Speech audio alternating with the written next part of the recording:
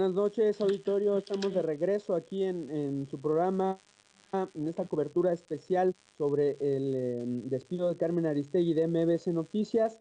El día de hoy los acompañamos el equipo de Alameda 67 y iniciamos en esta transmisión. Estamos pasando algunas canciones significativas para lo que tiene que ver con este lamentable suceso. La primera es una canción que puso Carmen Aristegui en su última transmisión para la libertad, cantada por Joan Manuel Serrat. Y esta última la puso el penúltimo día de transmisiones, en el que ella señalaba que ella veía un conflicto artificial y que su equipo editorial y ella misma deseaban seguir al aire. Entonces, estamos aquí en Red Generación transmitiendo y analizando cuáles son las consecuencias políticas, sociales y para lo que tiene que ver con los medios de comunicación con este despido. En primer lugar, evidentemente que en lo que significa en términos de la cobertura informativa se pierde un espacio valiosísimo.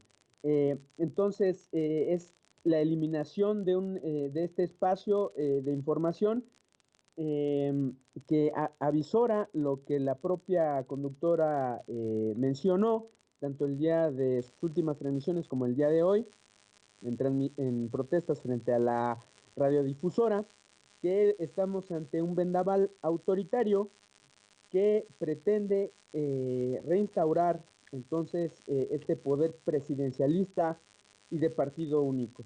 Entonces, respecto a las consecuencias, a mí me parece muy complicado, César, auditorio, me parece muy complicado que podamos escuchar y ver a Carmen de nueva cuenta en radio, mucho menos en televisión. No hay opciones en radio, no hay opciones en televisión. Las últimas cadenas a las cuales se les han dado limitación copian el modelo de Televisa y su máxima aspiración es a poder clonar a un Raúl Velasco, perdón, bueno, sí, tanto en lo que tiene que ver con entretenimiento como a informadores que estén directamente relacionados con el poder, como el teacher. Entonces, bueno, estas son las, digamos, las aspiraciones eh, de estos canales en términos de lo que tiene que ver con entretenimiento y con espacios noticiosos. También, y en lo que tiene que ver con la radio, bueno, la amenaza entonces hacia cualquier empresario que se atreva a volverle a dar un espacio a Carmen Aristegui, ya fue declarado. Es decir, se le va a dar el mismo trato que se le dio a los Vargas cuando mantuvieron al aire el programa de Carmen. Es decir, se le va a bloquear por cualquier medio el desarrollo de sus negocios. Que esta es la otra, me parece que la otra vertiente, una de las consecuencias que vamos a ver a futuro. Si bien la emisora tiene grandes pérdidas, me parece que las concesiones que van a obtener de los nuevos negocios por la vía de licitaciones en otro tipo de transmisión de, eh, de información, me parece que ya las obtuvieron. Esa va a ser una consecuencia. Creo que la otra consecuencia es que me parece que ahora el equipo tendrá que ver hacia nuevas formas alternativas de comunicación como lo es el Internet, pero habrá que reconocer que estas de ninguna manera van a tener el alcance de la radio. La radio se coloca en un espacio intermedio entre lo que es la televisión y lo que son los periódicos. Entonces, los periódicos que leen lo que el poder denomina como círculo rojo, es decir, el círculo crítico educado de la población, y entonces los periódicos tienen un alcance muy limitado. Respecto a las consecuencias políticas, el impacto es fulminante, ya que la información es un insumo de los movimientos sociales. Y los movimientos sociales van a crecer en medio de esta crisis política y esta crisis económica a la que nos está llevando el gobierno de Peña Nieto. Esta crisis inédita, eh, que lo único a lo que se puede avisorar es que eh, el proyecto de Peña va a avanzar como si fuera precisamente un tanque, y ese tanque no se va a detener y va a aplastar a cualquier disidencia en términos de lo que tiene que ver con ya sea una organización política o informativa, va a avanzar y no se va a detener. Entonces, aquí lo que vamos a tener es que va a haber una mayor violencia, los tintes represivos y de utilización de la policía y del ejército para controlar estos medios, perdón, estos movimientos se va a hacer cada vez más presente. Entonces, en esas circunstancias, estar informado se vuelve una necesidad básica. Entonces, eso es lo que podemos ver. Estamos ya en plena tormenta y me parece que lo peor está por venir, César. Híjole, sí, mira, creo que eh, en términos internacionales esto es un escándalo. El Wall Street Journal, Washington Post, Le Monde, The Guardian, eh, vaya, los periódicos más importantes del mundo se han pronunciado a juego de que no es una relación laboral, están despidiendo a los dos periodistas que sacaron a flote el conflicto de intereses de Peña Nieto respecto a la Casa Blanca. En otra ocasión ya lo habíamos abordado, Eddie. Peña Nieto llega súper, con el barco súper golpeado, digamos. Estamos en el segundo año de gobierno y no vemos como esta situación. Realmente hay una situación de impasse.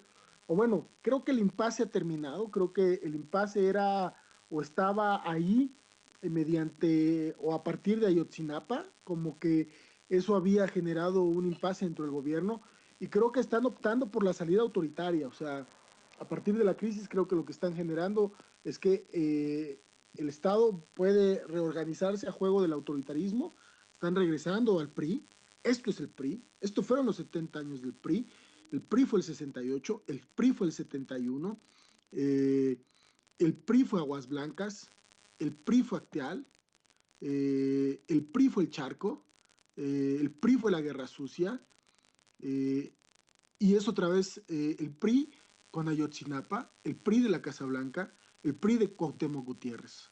Estamos de nuevo otra vez en ese sentido, generando una situación eh, en donde hay un sector, digamos, que se está aglutinando hacia esa tendencia. Me parece que no todo el gobierno, que tampoco no es todo el PRI, que no, o sea, cuando hablo del gobierno me estoy refiriendo a los tres poderes, o sea, creo que no es toda esa situación como todavía no existe un alineamiento total, pero se está construyendo, vaya, no estamos en el antiguo PRI, en donde todos estaban alineados, todos tenían una situación bastante severa con respecto al poder. Ahora, digamos, el poder se ha mutado y tiene otras formas, pero está ahí, digamos, esa amenaza latente. Y en ese sentido, y me parece que el mensaje es cómo se van a recomponer al interior. O sea, si en el exterior hay un desgaste ya provocado por la Casa Blanca y que a esto se le suma se suma eh, la despedida de Carmen Aristegui, finalmente al interior lo que van a buscar es desestabilizar en el sentido de la información crítica que significaba Carmen, para sacarla al aire y empezar a partir de ahí reconstruir o moldear a la opinión pública y generar un proceso, digamos, de amnesia. Me parece que es lamentable porque eso a estas alturas es imposible. Están generando intentona bastante patética en la medida en que están apostando por generar desinformación y a partir de ahí generar un posicionamiento en las elecciones, generar un posicionamiento en cómo culminar los últimos 3 años de gobierno. Creo que eso es lo que está desde mi perspectiva ahí manejándose. Y vuelvo a repetir, creo que no es todo el PRI en la medida en que no funciona como antes. Te acordarás, Eddie, que antes sucedía de esa manera. Creo que ahora más bien se juega a partir de los intereses y creo que al interior mismo del propio PRI ha habido como un cierto tipo de descontento, inclusive algunos medios internacionales lo veían. respecto de cómo no había como ese juego político para ellos, porque finalmente tenían el juego político con el acuerdo, el pacto con México y a partir de ahí una plataforma diferente del manejo del poder. Creo que estamos ante unas nuevas formas que tendríamos que entender, dilucidar a partir de Carmen Aristegui. Eddie. Sí, mira, el proyecto de Peña Nieto tiene que ver con la venta de los recursos naturales, tiene que ver con un mayor despojo de los pueblos, de su petróleo, de sus minas, tiene que ver con ceder a espacios cada vez más agigantados, eh, espacios de iniciativa y de acción y de influencia hacia Estados Unidos. Y bueno, en todo este entramado, quienes son los enemigos para el Estado, para el gobierno priista, son la información, la libertad de expresión y la crítica. Esos son los enemigos para el PRI.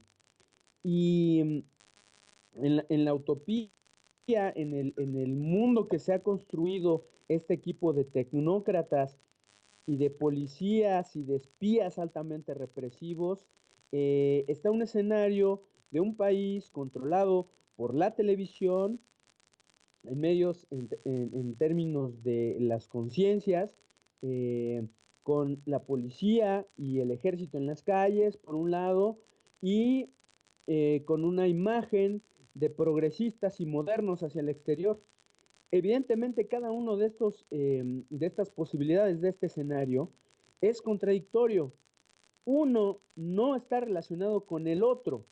eh, y entonces, aquí lo que estamos viendo es que estas tentaciones autoritarias no van a encontrar salidas políticas para el conflicto, para el propio conflicto político que se está jugando. No es un conflicto policíaco ni es un conflicto criminal, es un conflicto que tiene que ver con la cada vez más creciente insostenibilidad de un sistema político y de un Estado que necesita ser cambiado de raíz, es decir, con una nueva constitución. Esto es lo que pretenden hacer y yo nada más en este proyecto es altamente incendiario, es provocador y ellos están apostando por una salida así, por medio de la fuerza y por medio del control y la manipulación informativa. Creo que estamos ante ese reto, César, de generar en espacios como el que nos está ofreciendo aquí Red Generación, el debate de hacia dónde debemos ir y que aquí me parece que la sociedad agraviada debería ver más allá de la coyuntura, perdón, para generar organización y una salida desde la propia ciudadanía hacia este conflicto con un cambio de poderes y con un rearmado institucional de este país, César.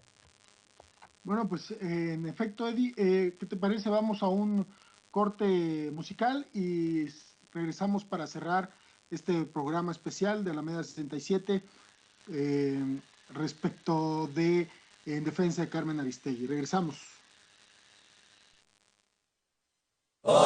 Estamos ante un vendaval autoritario que pretende reinstaurar entonces este poder presidencialista y de partido único. Entonces, respecto a las consecuencias, a mí me parece muy complicado, César, auditorio, me parece muy complicado que podamos escuchar y ver a Carmen de nueva cuenta en radio, mucho menos en televisión. No hay opciones en radio, no hay opciones en televisión. Las últimas caso Carmen Aristegui en su última transmisión para la libertad, cantada por Joan Manuel Serrat. Y esta última la puso el penúltimo día de transmisiones, en el que ella señalaba que ella veía un conflicto artificial y que su equipo editorial y ella misma deseaban seguir al aire. Entonces, estamos aquí en Red Generación transmitiendo y analizando cuáles son las consecuencias políticas, sociales y para lo que tiene que ver con los medios de comunicación. Buenas noches, auditorio. Estamos de regreso aquí en su programa en esta cobertura especial sobre el despido de Carmen Aristegui de MBS Noticias. El día de hoy los acompañamos el equipo de Alameda 67 y iniciamos en esta transmisión, estamos pasando algunas canciones significativas para lo que tiene que ver con este lamentable suceso. La primera es una canción que puso cadenas que a las cuales se les han dado limitación, copian el modelo de Televisa y su máxima aspiración es a poder clonar a a un Raúl Velasco, perdón, bueno, sí, tanto en lo que tiene que ver con entretenimiento como a informadores que estén directamente relacionados con el poder, como el teacher. Entonces, bueno, estas son las, digamos, las aspiraciones eh, de estos canales en términos de con este despido. En primer lugar, evidentemente que en lo que significa en términos de la cobertura informativa se pierde un espacio valiosísimo. Entonces, es la eliminación de este espacio de información que avisora lo que la propia conductora mencionó, tanto el día de sus últimas transmisiones como el día de hoy, en protestas frente a la radiodifusora.